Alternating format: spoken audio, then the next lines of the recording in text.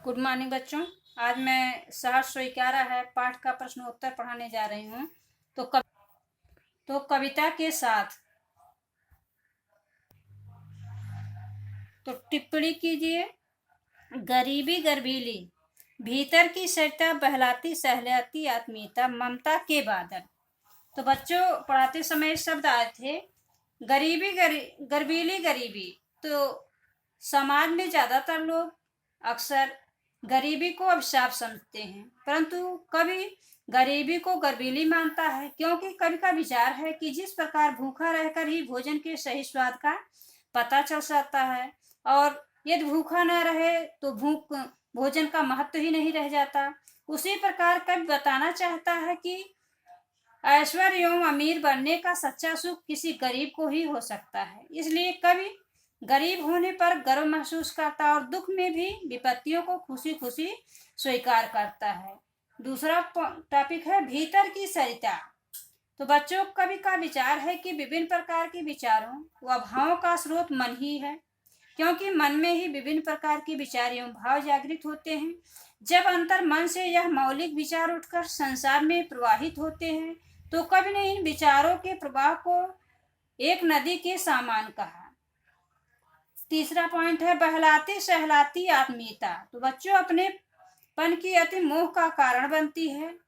यदि लोग अपनापन अधिक दिखाएंगे तो माया मोह के जाल में फंस जाएंगे, और इस मोह के कारण ही व्यक्ति अपने आप को बंधन में बंधा हुआ महसूस करता है, और यही अपनापन उसे बहला फुसला कर उसे अपने माया जाल में फंसाए रखता है।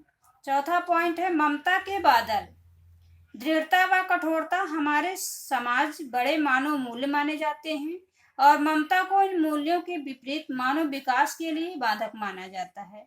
जैसे बादल सूर्य के तेज को कम कर देते हैं, उसी प्रकार ममता रूपी बादल व्यक्ति के तेज को नष्ट कर देते हैं। कहने का आशय यह है, यदि हम ममता मोह में पड़ेंगे तो धीरे धीरे हमारा विवेक कुंठित हो जाएगा और हम स्वार्थवश काम करेंगे।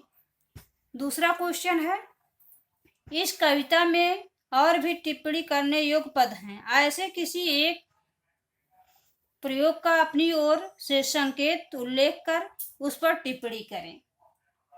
तो इस कविता का शीर्षक सहर्ष स्वीकारा ही है। एक टिप्पणी करने योग्य महत्वपूर्ण पद यही है। इसमें दो शब्द हैं, सहर्ष व स्वीकारा। सहर्ष का अर्थ होता है खुशी खुशी, और स्वीकारा का अर्थ होता है स्वीकार करना।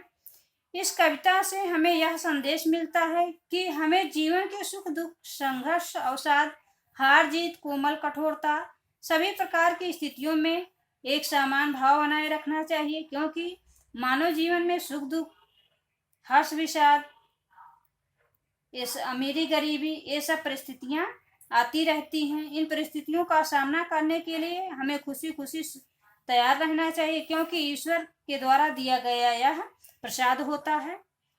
तो अगला है व्याख्या कीजिए। जाने क्या रिश्ता है, जाने क्या नाता है, जितना भी उड़ेलता हूँ भर भर आता है। दिल में क्या झरना है, मीठे पानी का सोता है, भीतर वह ऊपर तुम मुस्काता चाँद ज्यों धरती पर रात भर, मुझ पर त्यों तुम्हारा ही खिलता वह चेहरा है। तो उपर्युक्त पंक्तियों की व्याख्या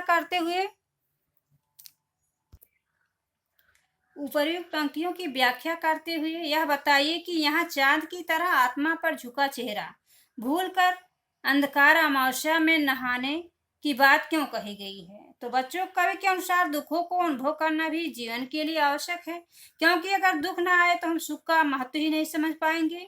यहाँ चांद की तरह आत्मा पर झुका चेहरा कोमल भावनाओं व स्मृतियों का प्रतीक है। कवि इनके मुंह में ना फंसकर जीवन की वास्तविकता, कठोर भावों का सामना करना चाहता है। यहाँ कवि स्मृतियों के मोह रूपी प्रकाश से निकलकर विस्मृत के अंधकार में खो जाना चाहता है, अपने आप को अंधकार में विलीन कर लेना चाहता है। इस कारण कवि चांद की तरह आत्मा पर झुका चेहरा भूलकर अंधकार अमावस्या में नहाना चाहता है। कवि के अनुसार दुख व कष्टों का सामना करे बिना जीवन के सुखों का प्रकाश प्राप्त नहीं किया जा सकता है। इसलिए कवि चाहता है कि ईश्वर ने जो कुछ सुख दुख हमारे जीवन में दिया है, चाहे दुख हो चाहे सुख हो, मैं उसे सहर्ष स्वीकार करना चाहता हूँ।